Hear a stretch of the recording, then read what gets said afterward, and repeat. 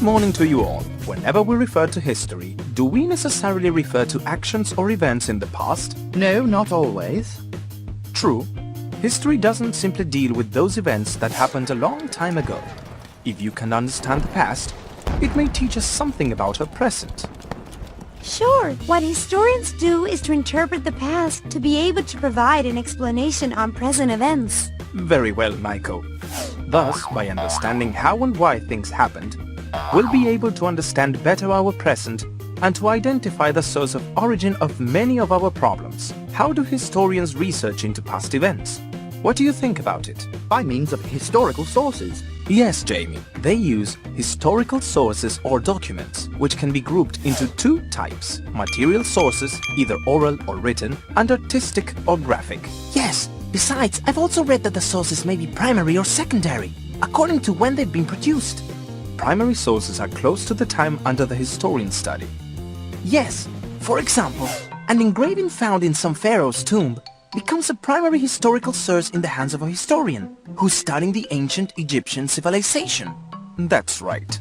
Secondary sources are those documents or recordings made by other historians on some particular topic, such as a book on ancient Egypt. Now, what other resources are available for historians? For example, the timelines to display past events in chronological order. How do they design the timelines? What's the starting point? Well, it depends on the events and the calendar used by the historians. If the timeline is designed taking the Christian era as a reference, the starting point will be Jesus Christ's birth. To the right of year 1, Jesus Christ's birth, the events will be told on a positive scale, while to the left on negative figures. If the event took place before Jesus Christ's birth, we must use the acronym BC. However, if it happened after Jesus Christ's birth, we must write AD.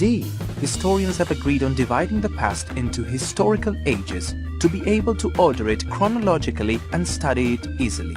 I've heard about prehistory. Is it possible? Yes, Nat. But that word to refer to that period is no longer used by historians.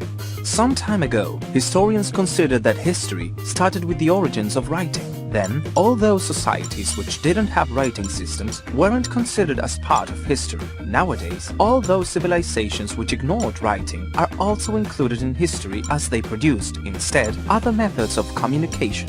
In the 19th century, historians got together and decided to divide the past into ages. The only criterion applied to divide those ages were European past events. Thus, the past was fragmented into different ages: ancient history, Middle Ages, modern history, and contemporary history. This division has been carried out to ease the analysis of past events. Historians work together with anthropologists, right, teacher? That's it, Nat. In order to analyze the ancient history, for example, the life of the first human beings, historians usually group together in work teams and they work jointly with archaeologists and anthropologists. Anthropologists work in different archaeological sites, digging for remains which may provide them with information to reconstruct the past.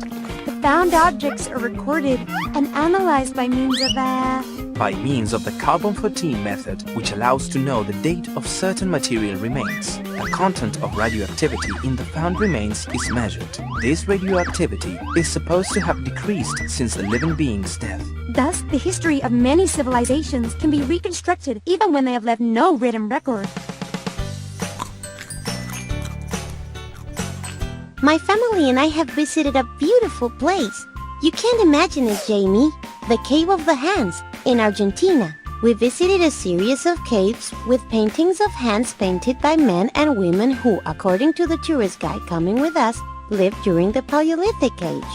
Now I know much more about the lifestyle of the first human beings who lived millions of years ago. It's great to imagine how the people who painted those caves lived. The first human beings had to manage to deal with many problems in order to subsist. Hey, don't forget to subscribe and answer the question. You can also click the links on the right to continue learning and click the like button. We appreciate your help. See ya!